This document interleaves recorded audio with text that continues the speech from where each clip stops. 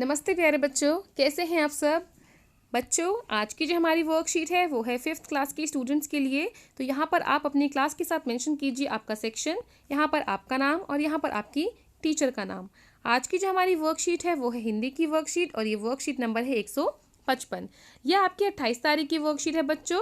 और आपकी जो हिंदी की पुस्तक है रिमझिम, उसका जो नाटक है चावल की रोटियां, आज की हमारी वर्कशीट इसी नाटक पर आधारित है। इससे पहले भी हम इस नाटक पर वर्कशीट्स कर चुके हैं, तो ये उसके आगे की वर्कशीट है। ठीक है बच्चों, तो चलिए हम अपना आज का ये वीडियो शुरू कर लेते हैं। मगर उससे पहले अगर आपने अभी तक मेरे चैनल बीबी क्लासेस को सब्सक्राइब नहीं किया है तो मेरे चैनल को सब्सक्राइब ज़रूर कर दें। चलिए बच्चों, अब हम आगे बढ़ते हैं। यहाँ पर देखिए प्यारे बच्चों, आप सभी ने पाठ चावल की रोटियां को ध्यान से पढ़ा है, जिसमें कोको अलग अलग उपाय अपनाकर अपनी चावल की रोटियों को बचाने की कोशिश करता है ताकि उसके मित्र उन रोटियों को ना खा पाएं।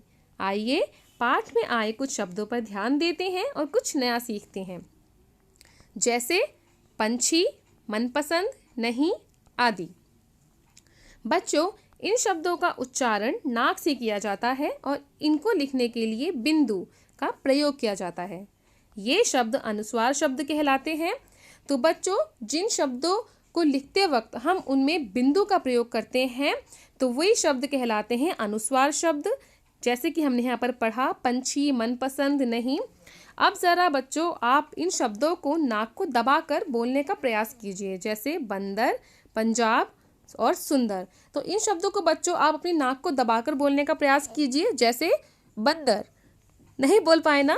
इसी प्रकार अब आगे देखिए बच्चों, अब ज़रा इन शब्दों पर ध्यान दीजिए, जैसे रोटियां, कहाँ, छिपाऊं, बांस आदि।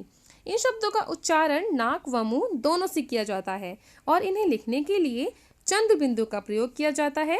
ये शब्द अनुनासिक शब्द कहलाते हैं।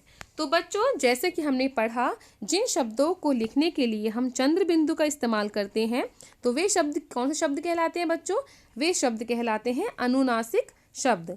ठीक है, चलिए अब इनको और बेहतर तरीके से समझने के लिए यहाँ पर जो हमें प्रश्न 1 दिया गया है हम वो कर लेते हैं। प्रश्न 1 देखिए बच्चों, कोको को अनुस्वार व अनुनासिक वाले शब्दों को पहचानने और उसके उच्चारण में कुछ कठिनाइयां हो रही हैं। आप पाठ में आए इन वाक्यों को बोलकर पढ़िए और गहरे रंग के शब्दों में सही जगह पर बिंदु या चंद्र बिंदु लगा दीजिए, जिससे कोको की मदद हो पाए। तो यहाँ पर देखिए बच्चों, हमको कुछ वाक्य दिए गए हैं और इन वाक्यों में हमें बिंदु या चंद्र बिंदु लगाना है, जिससे कि जो ये शब्द हैं बिल्कुल सही हो जाए। तो चलिए बच्चों, हम इन वाक्यों को सही बिंदु या चंद्र बिंदु लगाकर पूरा कर लेते हैं। तो यहाँ पर देखिए बच्चों, हमारा ये जो वाक्य है इनको हम पूरा कर लेते हैं। जैसे यहाँ पर देखिए, बहुत बुरी बात मेरी। अब यहाँ पे जो गहरा शब्द है इस पर हमको लगाना है बच्चों चंद्र बिंदु और ये बन जाएगा माँ।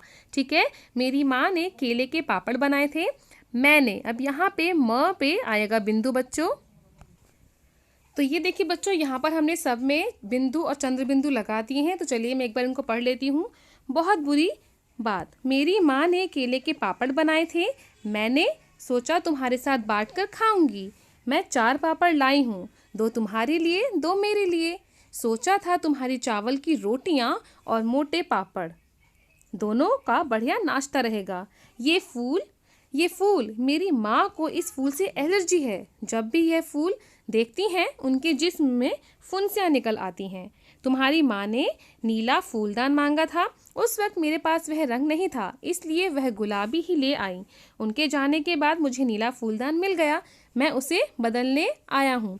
तो यहाँ देखिए बच्चों, जब आप देखेंगे तो आपको पता चलेगा कि कहाँ कहाँ इन शब्दों में बिंदु और चंद्र बिंदु का इस्तेमाल हुआ है। जैसे यहाँ पर माँ में चंद्र बिंदु लगा है, उसी तरीके से मैंने जो लिखा है यहाँ पर, मैंने में बिंदु लगा है बच्चों।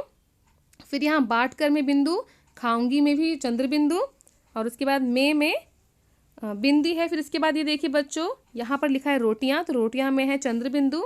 उसके बाद दोनों जो शब्द लिखा है इसमें लगा है बिंदु। फिर यहाँ माँ में फिर से लगा है चंद्र बिंदु बच्चों, और उसके बाद है में लगा है बिंदु, और इसके बाद में लगेगा एक बिंदु, और फुंसिया जहाँ पर लिखा है फ के ऊपर भी एक बिंदु आएगा और या के ऊपर आएगा चंद्र बिंदु। इसी तरीके से हमने सारे शब्दों को यहाँ पर बिंदु और चंद्र बिंदु लगाकर उनको पूरा कर लिया है। ठीक है, अब यहाँ पर देखिए बच्चों प्रश्न 2, प्यारे बच्चों, आइए संगीता से मिलते हैं। संगीता को अपने मन की बात अपनी डायरी में लिखना पसंद है। वह लिखने के साथ साथ चित्र भी बनाती है। क्या आप चित्रों की मदद से संगीता द्वारा लिखे गए इन वाक्यों को पूरा करने की कोशिश करेंगे? वाक्यों को पूरा करने के बाद इन्हें बोलकर भी पढ़िए। अब यहाँ पर देखिए बच्चों, संगीता ने यहाँ पर कुछ वाक्य लिखे हैं, साथ ही साथ यहाँ पर वाक्यों के साथ उसने कुछ चित्र भी बनाए हैं। ठीक है, तो इन चित्रों की सहायता से और साथ ही साथ यहाँ पर इस बॉक्स में जो शब्द दिए गए हैं, इनकी सहायता से हम इन स्थानों को, खाली स्थानों को भरते हैं। तो चलिए बच्चों, हम इसको कर लेते हैं। तो ये देखिए बच्चों, यहाँ पर इन सारे खाली स्थानों को हमने इन शब्दों से और इन चित्रों की सहायता से भर लिया है। जैसे पहले देखिए बच्चों, मेरा नाम संगीता है। मुझे रात के समय, यहाँ पर लिखिए, चांद को देखना बहुत अच्छा लगता है। मेरा मन करता है कि एक दिन मैं भी परियों की तरह आसमान की सैर कर सकूं। सर्दियों के मौसम में मुझे, यहाँ पर ये देखिए चित्र, मूंगफली खाना बहुत अच्छा लगता है। एक बार मैं अपने चाचा के साथ, इस चित्र को देखिए बच्चों, किस चीज़ का चित्र है ये? जंगल। एक बार मैं अपने चाचा के साथ जंगल में गई। वहाँ पर मुझे एक सांप दिखाई दिया। उसे देखकर मैं बहुत डर गई। तो ये देखिए बच्चों, इस तरीके से आप इस पैराग्राफ को इन शब्दों की सहायता से और साथ ही लगे चित्रों की सहायता से पूरा कर सकते हैं। ठीक है, अब आइए बच्चों, हम आगे बढ़ते हैं अपने प्रश्न 3 की तरफ। अपनी पाठ्य पुस्तक के पाठ चावल की रोटियां में आए किन्हीं 5 अनुस्वार व 5 अनुनासिक शब्दों को लिखिए।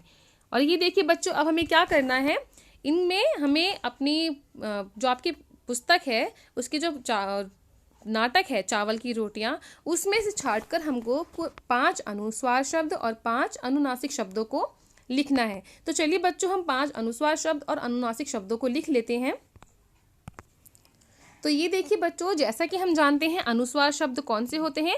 अनुस्वार शब्द वे होते हैं जिन शब्दों के ऊपर हम जिन शब्दों के साथ हम बिंदुओं का इस्तेमाल करते हैं। तो यहाँ पर देखिए बच्चों, हमने 5 अनुस्वार शब्दों को लिख लिया है। जैसे पहला है पंछी, होंठ, मनपसंद, अंदर, करंट।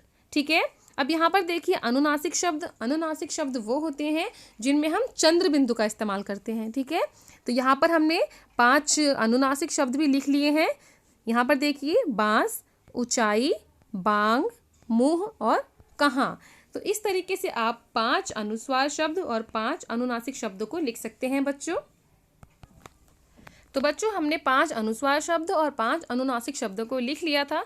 अब इसके साथ साथ बच्चों, आपको अनुस्वार व अनुनासिक शब्दों के और अधिक अभ्यास के लिए अपनी अभ्यास पुस्तिका की पृष्ठ संख्या 137 को करना है। तो आपकी जो अभ्यास पुस्तिका है उसका जो पृष्ठ नंबर 137 है, आपको उसमें जो एक्सरसाइज दी गई हैं उनको करना है, जिससे आप अनुस्वार और अनुनासिक शब्दों को और बेहतर तरीके से जान सकते हैं।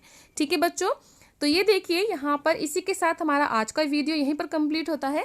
उम्मीद करती हूँ बच्चों आपको ये वीडियो पसंद आया होगा। अगर आपको ये वीडियो पसंद आया है तो इसको लाइक ज़रूर करें और अपने दोस्तों में शेयर भी ज़रूर कीजिएगा। तो चलिए, जल्द ही मिलूंगी आपसे एक नए वीडियो के साथ। तब तक पढ़ते रहें, बढ़ते रहें। Thanks for watching. Bye bye.